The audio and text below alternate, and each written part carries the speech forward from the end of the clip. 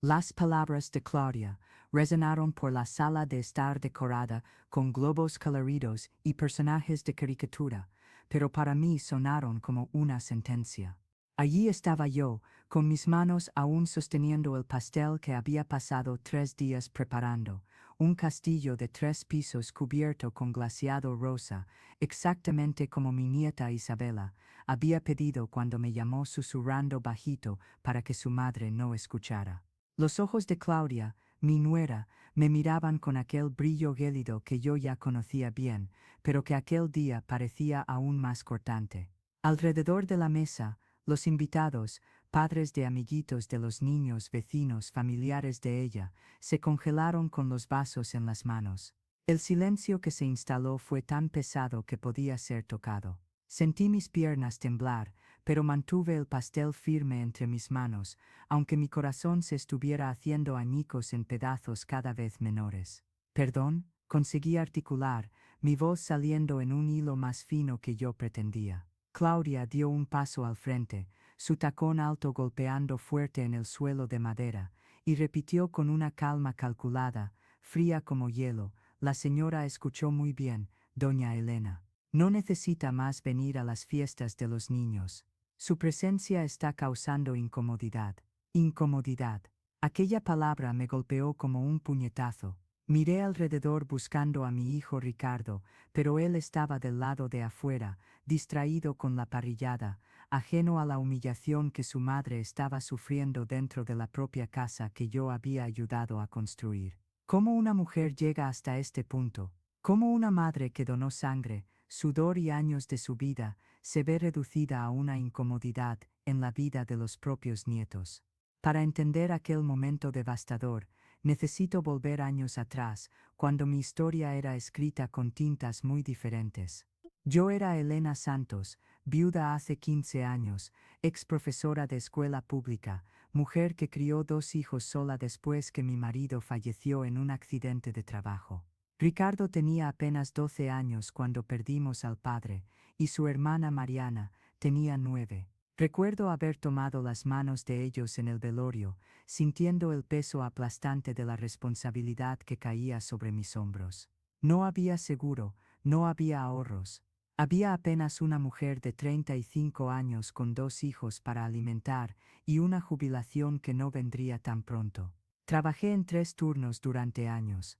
Por la mañana, daba clases en una escuela municipal. Por la tarde, hacía costuras en casa, arreglaba ropas, hacía uniformes, bordaba ajuares. Por la noche, después que los niños dormían, limpiaba oficinas en el centro de la ciudad.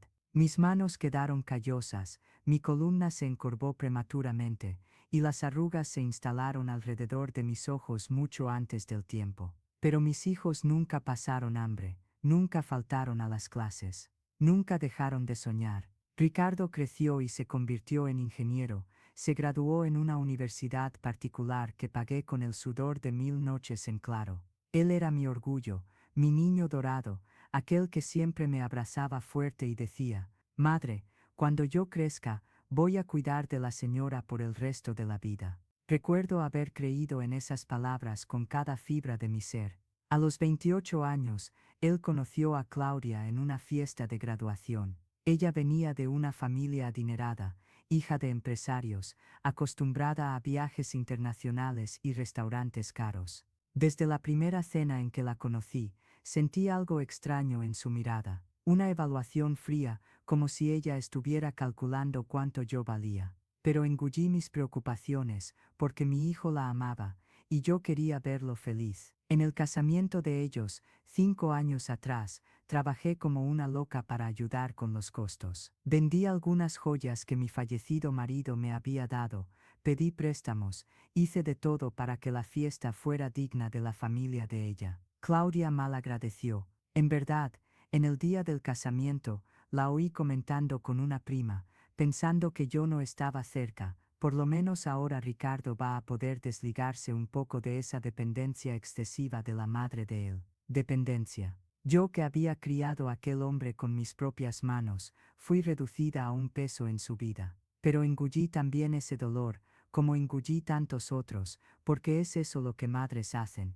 Nosotras sangramos en silencio para que nuestros hijos puedan brillar. Cuando Isabela nació, 3 años atrás, sentí mi corazón explotar de alegría. Mi primera nieta, con aquellos ojitos almendrados y la sonrisa desdentada más linda del mundo. Me ofrecí para ayudar a Claudia, cuidar de la bebé mientras ella volvía al trabajo. No necesita, doña Elena, ella dijo con una sonrisa apretada, ya contratamos una niñera profesional. Una niñera profesional, una extraña sería más adecuada para cuidar de mi nieta que yo, que había criado 2 hijos saludables y felices. Pero me mordí la lengua y acepté mi papel reducido. Visitas esporádicas, siempre agendadas con antelación, siempre cortas. 1 año después nació Pedro, mi nietecito de rizos dorados. Esa vez ni ofrecí ayuda. Vi que sería rechazada. Me conformé con ser la abuela de fin de semana, la que aparecía con regalitos,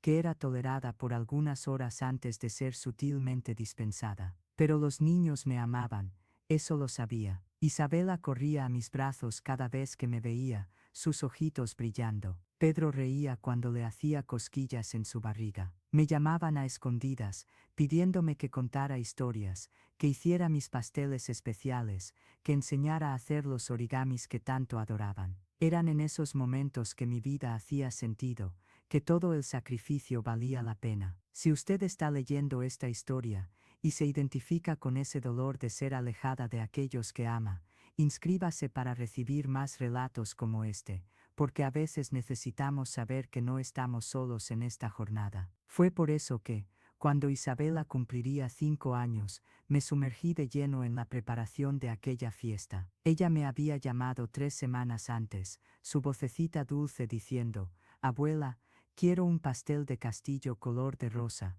igual al de las princesas. Mamá dijo que lo va a encargar de la pastelería, pero yo quiero tu pastel. El tuyo está hecho con amor». Aquellas palabras fueron como bálsamo en mi alma herida. Durante 3 días, trabajé en aquel pastel, compré los mejores ingredientes que mi modesto presupuesto permitía. Investigué tutoriales en internet, practiqué la técnica del glaseado espejo, modelé torres delicadas de azúcar. Cada capa era hecha con todo el amor que una abuela puede poner en una receta. En la mañana de la fiesta, me desperté a las 5 de la mañana para dar los toques finales. Cuando terminé, miré aquella obra de arte comestible y sonreí, imaginando el rostrito de Isabela iluminándose. Llegué a la fiesta puntualmente a las 3 de la tarde, el horario que Claudia había estipulado para los abuelos. Mi hija Mariana también estaría allí con su marido, pero ellos llegarían más tarde. La casa estaba transformada, decoración de revista, buffet completo, animadores de fiesta profesionales, todo perfecto, impecable, frío. Busqué un lugar para colocar el pastel, pero la mesa ya estaba tomada por un inmenso pastel encargado, una estructura comercial bonita pero sin alma. Traje el pastel que Isabela pidió, anuncié para Claudia, intentando mantener un tono leve. Ella me miró, después al pastel, y sus labios se apretaron en una línea fina. «Ya tenemos un pastel, doña Elena». «Pero gracias», su voz destilaba una educación venenosa. «Isabela me lo pidió específicamente», insistí, sintiendo algo contorcerse en mi pecho. Fue cuando Isabela apareció corriendo, su vestido de princesa ondeando. «Abuela, abuela», llegó. Ella se lanzó en mis brazos y apuntó al pastel. «Es mi castillo. Mamá, es mi castillo color de rosa». Vi el rostro de Claudia contraerse en una expresión de aburrimiento puro. «Isabela, ya conversamos sobre eso. Tienes el pastel lindo que mamá encargó, pero yo quiero el de la abuela». La niña insistió, su frente frunciendo de aquella forma terca que yo reconocía. Era exactamente como Ricardo cuando niño. «Isabela, no seas maleducada, ve a jugar con tus amiguitos». La voz de Claudia era cortante ahora, y la niña retrocedió asustada. Fue entonces, en aquel momento de tensión visible, que otros invitados comenzaron a llegar. La madre de Claudia, doña Olivia, entró con su conjunto de ropa cara y su perfume, que probablemente costaba más que mi alquiler. Ella me saludó con un ademán distante, aquel tipo de reconocimiento que se da a alguien que mal se considera parte de la familia. Las amigas de Claudia fueron llegando, mujeres bien vestidas que me miraban con una mezcla de curiosidad y piedad. Yo era claramente diferente. Mi ropa simple, mis zapatos cómodos, mi cabello canoso recogido en un moño práctico. Intenté mezclarme, conversar, pero era como si hubiera una pared invisible separándome de aquel mundo. La fiesta prosiguió. Ricardo llegó,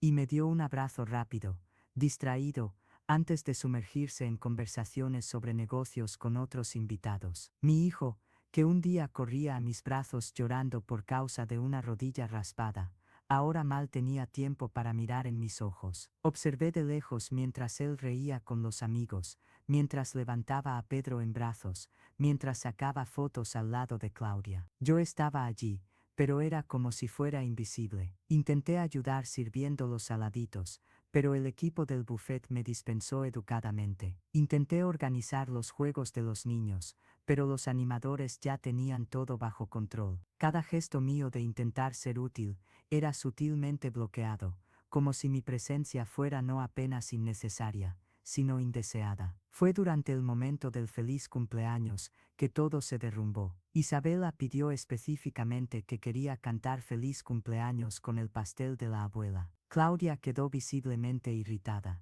Ella jaló a Ricardo para un rincón, y vi una discusión silenciosa suceder. Ella gesticulaba apuntando para mí, él meneaba la cabeza, ella cruzaba los brazos. Finalmente, Ricardo vino hasta mí con una sonrisa forzada. Mamá, creo que es mejor usar el otro pastel. El equipo de fotografía ya lo tiene todo listo. Pero Isabela lo pidió, respondí, con la voz temblorosa. Mamá, no lo compliques, por favor, lo dijo con un tono de cansancio, como si yo fuera una niña terca. Algo dentro de mí se rompió en ese momento, pero me tragué el llanto y asentí. Cantaron el cumpleaños feliz, cortaron el pastel comercial, y mi castillo rosa permaneció olvidado en un rincón de la cocina. Isabela lo miraba con ojos tristes, mientras soplaba las velitas del otro pastel, y aquello me destrozó. Cuando la fiesta comenzó a dispersarse, yo estaba recogiendo mis cosas para irme silenciosamente cuando Claudia se acercó.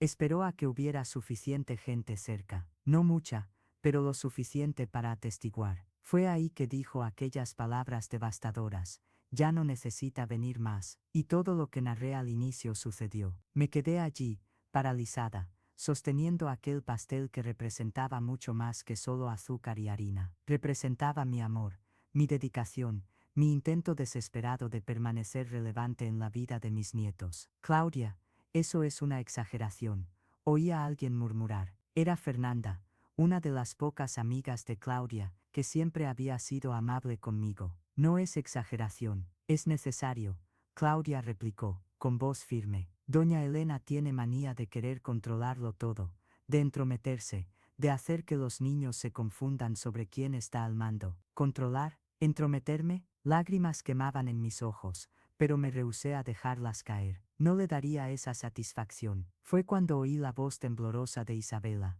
Mamá, ¿por qué la abuela no puede venir más? Claudia se giró hacia su hija, suavizando la voz. Porque la abuela necesita descansar, querida. Ella ya es una señora mayor, como si yo fuera un objeto obsoleto, una reliquia inútil. Coloqué el pastel cuidadosamente sobre el mostrador, limpié mis manos en el delantal y miré a Claudia a los ojos. Está bien, dije, mi voz sorprendentemente firme. Si eso es lo que deseas, lo respetaré. Agarré mi bolso y caminé hacia la puerta. Isabela corrió tras de mí, sus bracitos agarrando mi pierna. Abuela, no te vayas, no te vayas. Me arrodillé frente a ella, sostuve su carita entre mis manos y forcé una sonrisa. La abuela siempre te amará, mi Ansel, siempre. Besé su frente y salí. El viaje en autobús, hasta mi casa, fue uno de los más largos de mi vida. Sentada en aquel banco duro, mirando por la ventana empañada, sentí el peso de todos los años de sacrificio cayendo sobre mí como una avalancha. ¿Para qué todo aquello?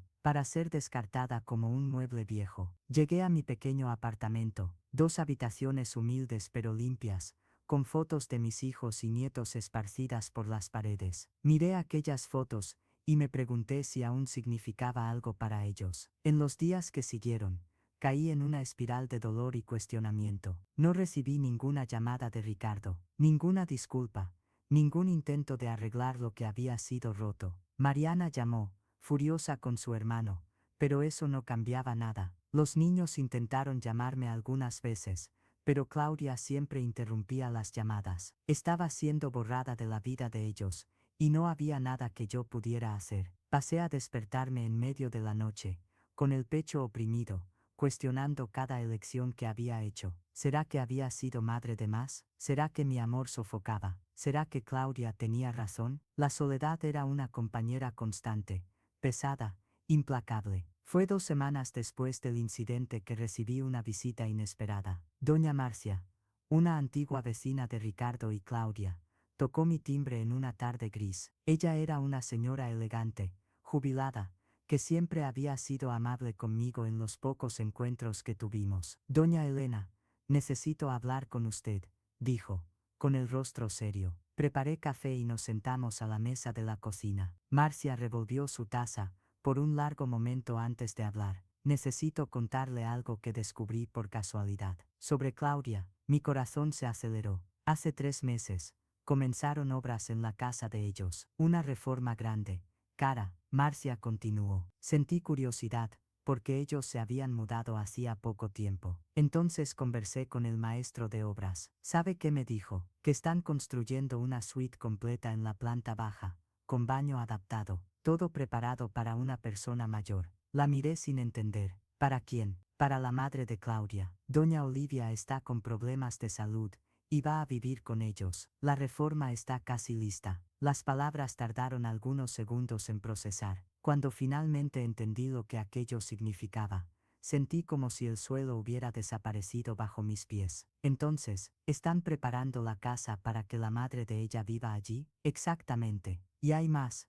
Marcia vaciló. Oí a Claudia conversando con una amiga en el mercado. Ella decía que necesitaba poner límites con usted, porque no quería que los niños se confundieran con 2 abuelas presenteses. Con su madre viviendo allí, su presencia se volvería, como ella dijo, redundante, redundante. Aquella palabra resonó en mi cabeza como una campana fúnebre. Todo comenzó a tener sentido. La frialdad creciente, las invitaciones cada vez más espaciadas, la humillación pública en la fiesta. Claudia me estaba alejando sistemáticamente para abrir espacio para su propia madre. ¿Por qué me estás contando esto? Le pregunté a Marcia, mi voz quebrada. Porque es injusto. Porque vi lo que hiciste por aquel niño. Porque vi cómo amas a esos niños. Y porque ella tomó mi mano. A veces la verdad necesita ser dicha, incluso cuando duele. Después de que Marcia se fue, me senté en mi pequeña sala, y dejé que las lágrimas finalmente cayeran. Pero junto con el dolor, algo diferente comenzó a crecer dentro de mí. No era rabia, aunque había un poco de eso. Era algo más profundo, más poderoso. Era claridad. Durante años, me había empequeñecido, aceptado migajas, tragado humillaciones, todo porque tenía miedo de perder a mi hijo y a mis nietos. Pero en aquel momento de revelación brutal, percibí algo fundamental.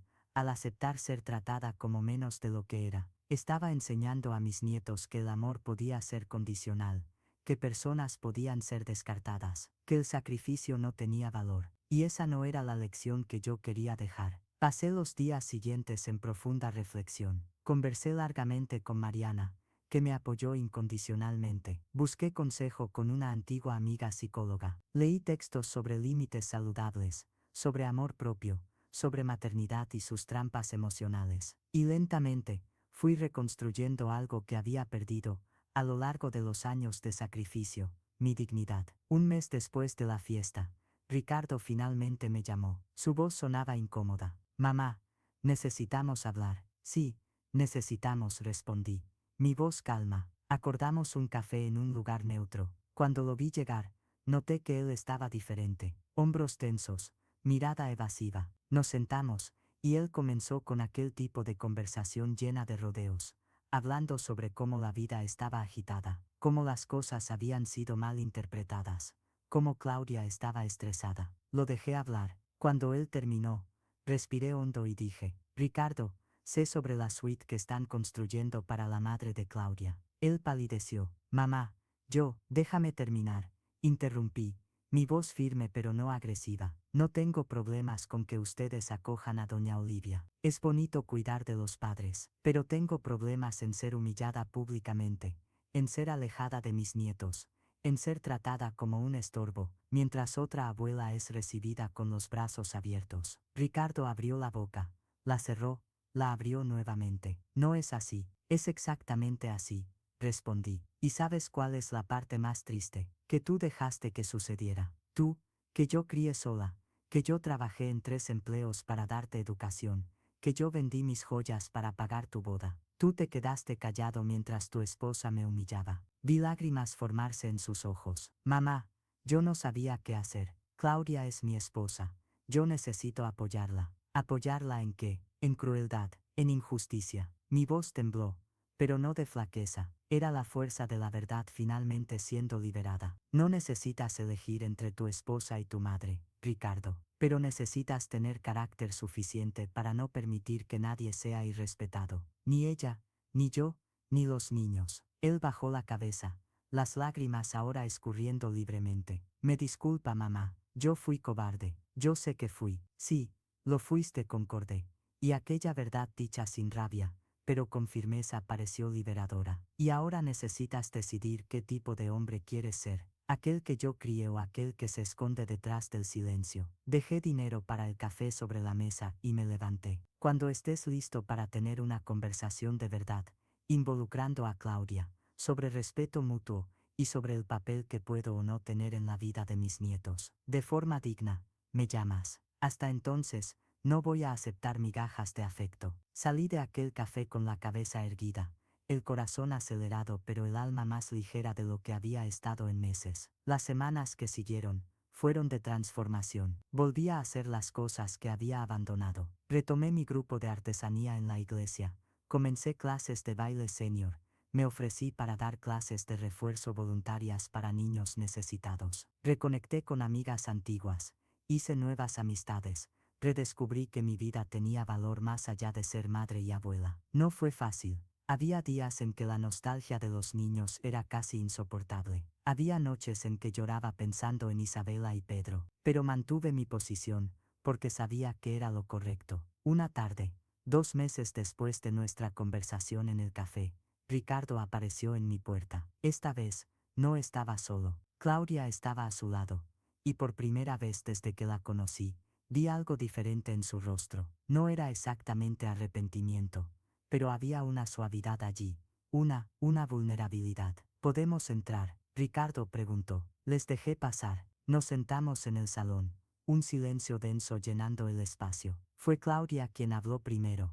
Doña Elena, vengo a pedir disculpas. Su voz era baja, hesitante. Esperé a que continuara. Yo fui muy injusta y cruel. Miró sus propias manos. Mi madre siempre fue distante, siempre puso el trabajo en primer lugar. Cuando ella enfermó, me di cuenta de que quería compensar todo el tiempo perdido, y de alguna forma distorsionada, pensé que para prestarle atención a ella, necesitaba disminuirla a usted. Miré a aquella mujer que me había causado tanto dolor, y vi, por primera vez, a una persona real, imperfecta, luchando con sus propias heridas, cometiendo errores terribles en el intento de curar sus propias carencias. Y se dio cuenta de que estaba equivocada. Pregunté, mi voz neutra. Me di cuenta, asintió, y esta vez me encaró. Los niños están inconsolables. Isabela llora pidiendo por usted todas las noches. Pedro no entiende por qué la abuela Elena no viene más. Y yo, su voz falló.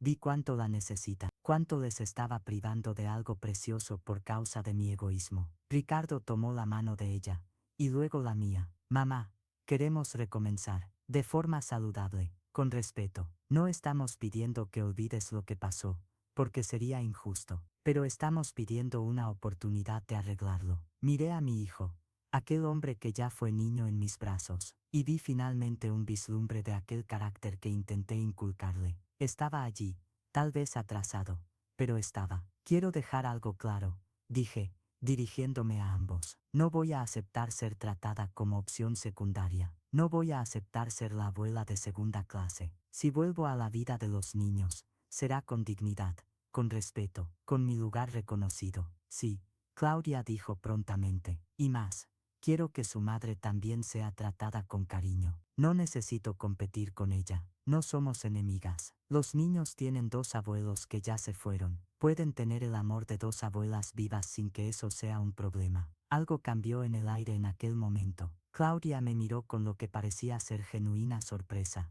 y quizás admiración. Usted no tiene resentimientos con mi madre. Su problema nunca fue con su madre Claudia. Fue con usted, respondí con honestidad. Pero no veo sentido en alimentar conflictos. La vida es demasiado corta para eso. Pasamos las horas siguientes conversando. De verdad, sin máscaras. Claudia me contó sobre sus miedos, sobre cómo la relación difícil con su propia madre había distorsionado su percepción. Ricardo admitió su cobardía y prometió ser más presente, más firme en defender lo que es correcto. Yo compartí mi dolor, pero también mi esperanza de que podríamos construir algo mejor. No fue una reconciliación mágica donde todo quedó perfecto instantáneamente. Fue el comienzo de algo más real, una relación basada en verdad, en límites claros, en respeto mutuo. El fin de semana siguiente, fui invitada a almorzar en su casa. Cuando llegué, Isabela corrió a mis brazos con tanta fuerza que casi me derribó.